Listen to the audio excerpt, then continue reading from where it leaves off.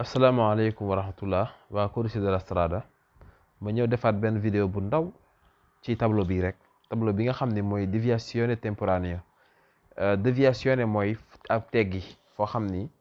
yow strada bi dafa nekk en chantier gis nga waa ji day liggéey ñu ne léegi yow pour dem Novara mënoo dem tout droit mais faaw nga def déviation li mooy déviazione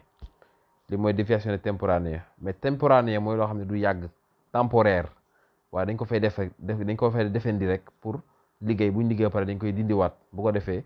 ñu def strada bi continuer tableau bi ci suuf nag segnale di estesa mooy day wax ni jëmi déviation bi pas chantier bi déviation bi lay wax ne 2 kilomètres la maanaam yow pour dem Novara boo ñëwee fi chantier bi nekk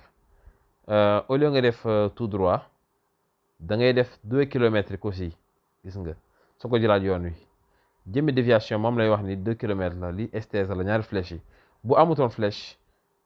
distance lay doon distance mooy fi tableau bi nekk ak fi déviation bi nañ nangami mètre la